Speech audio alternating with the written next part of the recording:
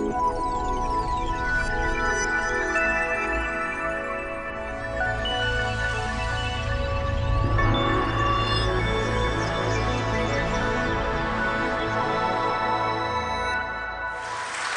thank you very much indeed, Ralph, and thank you all for coming. I'm very touched that on this night of all nights you should take a break from election mania and remind yourself that we are in fact in the midst of the biggest financial crisis since at least the early 1970s. Ladies and gentlemen, we are on the eve of what promises to be a historic election in the United States. It's worth remembering that this historic event also has a financial backstory.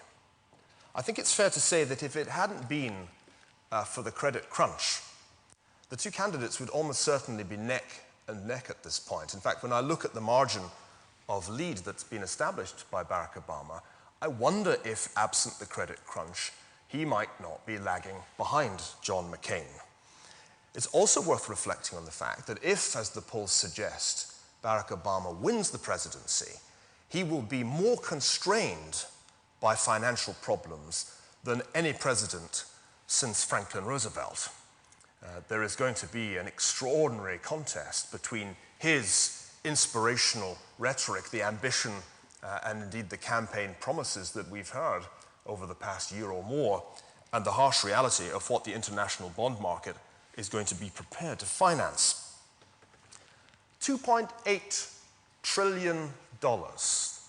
That's the amount the Bank of England estimates has been lost as a result of the last 14 months of financial turmoil. That's a mind-boggling number. What caused this crisis? Where did it come from? Well, one of the answers to that question, ladies and gentlemen, is that it was caused by ignorance of financial history. I can't resist telling a story at the expense of a senior executive at Channel 4. We were discussing this project around 2 years ago. It was about then that I decided I really wanted to make a financial history series and write a book that would distill into one place a financial history of the world. And I was very adamant that there should be a significant chunk of the book and the series devoted to real estate, and particularly to subprime mortgages in the United States. Neil, said the senior executive at Channel 4. Neil, why would Channel 4 viewers? Some of you will have worked out who it was by now. Why would Channel 4 viewers want to watch even 15 minutes about subprime mortgages in the US? 2 years ago, the phrase was almost unknown. And that's just one of a number of examples I want to give you. 2 years ago, in November of 2006, I gave a talk at Lyford Key in the Bahamas. It's where Sean Connery plays his golf, to senior hedge fund clients of a major investment bank. In that talk, I suggested that a major liquidity crisis was imminent that would cause devastating shocks to the international financial system. I must say I was not heard with a great deal of enthusiasm. And after the event, one of those present suggested to the conference organizer that next year, rather than invite another Cassandra from the academic world, they should simply screen the movie Mary Poppins. I was a little upset when this was relayed to me. In fact, I was so upset I had to go and run up a hill. On the way up, I suddenly remembered the plot of Mary Poppins. You may have forgotten this, and I had almost forgotten it, but the plot of Mary Poppins culminates when Mary, the nanny, takes little Michael to his father's bank. And it's proposed that Michael deposit his tuppence halfpenny pocket money in the bank. But Michael doesn't want to do that. He wants to pay for some seed to feed the pigeons. I'm going to read you from the script what ensues. This is all played out at the Dawes, Tomes, Moseley, Grubbs Fidelity Fiduciary Bank. Wonderful name. Give it back, says Michael. Give me back my money. Client 1. There's something wrong. The bank won't give someone their money. Client 2. Well, I'm going to get mine Come along, young man, I want every penny. Client 3, and mine too. Client 4, and give me mine too. Banker, stop all payments, stop all payments. A bank run, beautifully depicted in a wonderful movie that all fans of Julie Andrews enjoy watching over and over again. If only they had shown Mary Poppins, ladies and gentlemen. So I wrote back and I said, Steve, that's a great idea. Next year you definitely should show Mary Poppins. It was too late. By the time November 2007 came along, Northern Rock had been and gone, the first bank run in British history since 1866. And then there was my bet. In early 2007, I was at a conference in, of all places, Las Vegas. A conference I'd been asked to speak at by some hedge fund managers. And one of them, who was in particularly bullish mood, said that he would bet me that there would never be another recession in the United States. I said, I don't really like the time frame of this bet. Never is quite a long time for me to wait for you to pay. So let's say 5 years. He bet me 7-1 there wouldn't be another recession in the United States between 2007 and 2012. And I put as much money on that bet as I could raise, ladies and gentlemen. And this introduces, of course, the whole problem of counterparty risk that some of you may be aware of. Since my good friend Manny Roman predicted recently that 30% of hedge funds would go extinct in the great dying Darwinian natural selection process that's been unleashed by the credit crunch, I think there's a reasonable probability that the guy I put this bet on with will never pay up. Ladies and gentlemen, this illustrates a fundamental point about the nature of financial history. Not many people, even the people engaged all-time, full-time in finance, know it. And the whole point of writing The Ascent of Money and making the television series was to try to put in one place something that would make sense of the liquidity crisis when it came. Because I had a strong sense that people would be baffled by it. Not just ordinary members of the public, but financial experts themselves, since so few of them appeared to see it coming. The series and the book are divided into 6 parts. And the aim is that in each part, a component of the financial system is explained. I suppose I work on the assumption that if you know where something came from, you understand better how it works. I don't really get things if somebody just does an equation or a flowchart. But if you tell me the story of why there are credit default swaps, where derivatives actually originated, then I begin to get it. So one thing I wanted to do as I sat down to write this was to write something that would explain the difference between a collateralized debt obligation and a credit default swap to my granny or 14-year-old son. This is not a book that is aimed at my fellow Harvard academics. It is a book that is aimed at the general public and the people caught up in this maelstrom who don't really understand what's going on. So the first part of the series is about money. What it is, why it's a relationship rather than a thing, why money, most of which is created by and held by banks, it's not banknotes, most money is bank deposits, why money is essentially a crystallization of the trust between debtors and creditors, and when that trust disappears, then so too does money. I wanted to try and explain also why the bond market could so terrify an American president that his close advisor Jim Carville said if there was such a thing as reincarnation, he didn't want to come back as the Pope or the Queen of England. He wanted to come back as the bond market. Remember James Carville's words from 1993. I think we'll hear something very similar in the very near future as a new Democratic administration gets to grips with the fact that, oops, all the money has already been spent. That's going to be one of the most interesting developments, it seems to me, of the next few months. The third film and the third chapter deal with stock market bubbles. The John Law story is a wonderful one because 1719-20 was the original stock market bubble, made in Scotland, tested in France. But the key idea that I want to try and communicate in the film is that without lax monetary policy, without an accommodating monetary authority, you can't get a bubble off the ground. And so a key role in the story is played by central banks.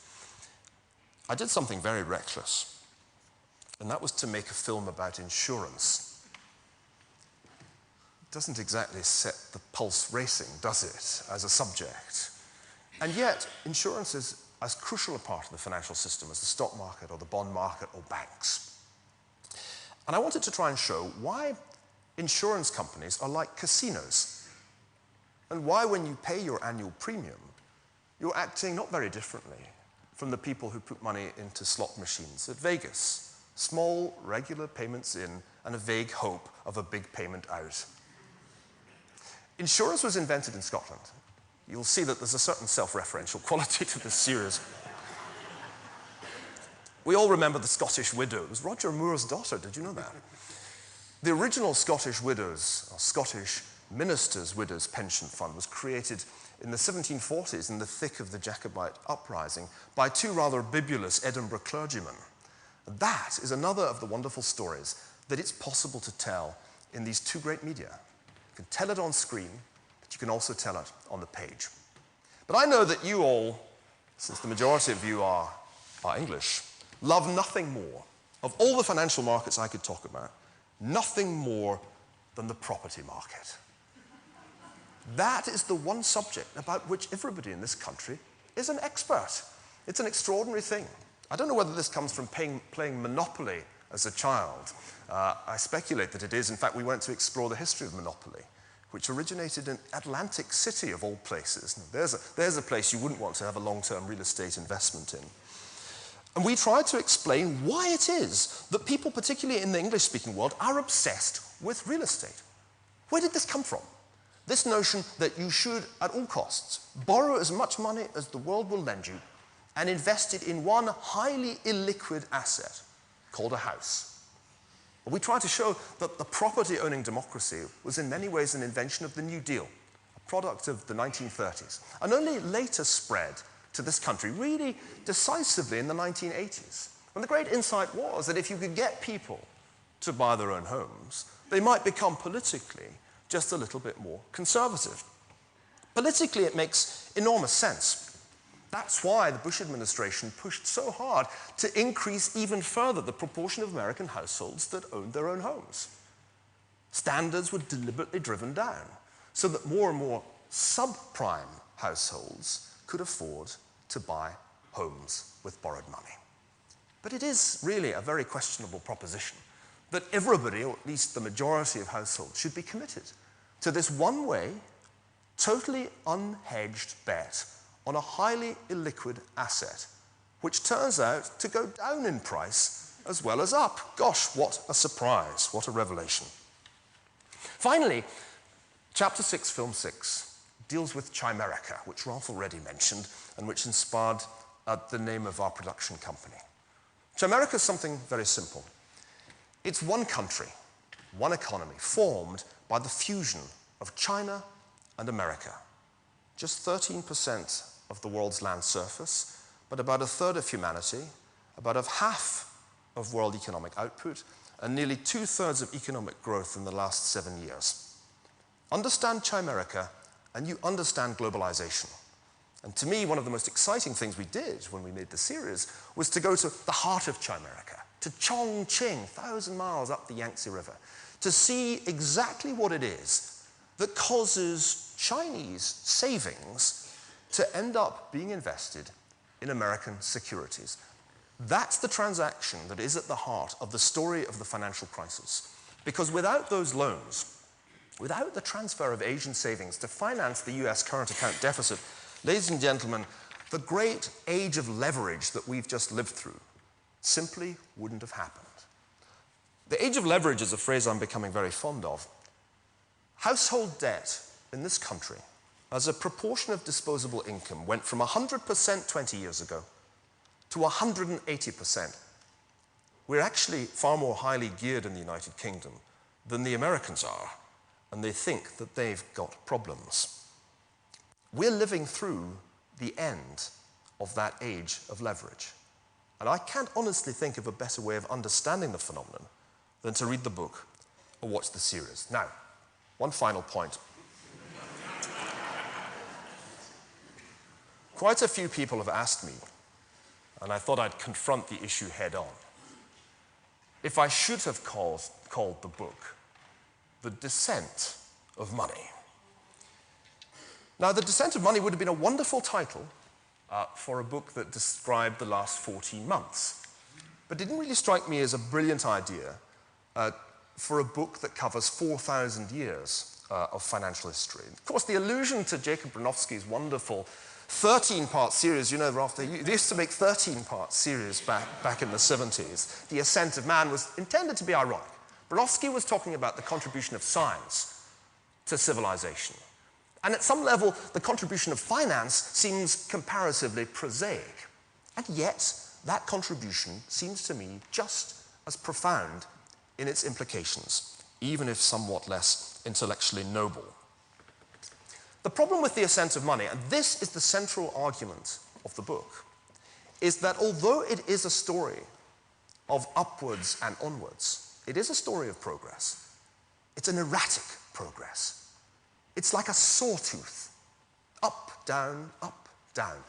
We were filming in Bolivia a wonderful horizon of mountains, the Andes, stretching for miles from one end of the horizon to the other. And I was looking at it and thinking, that looks familiar.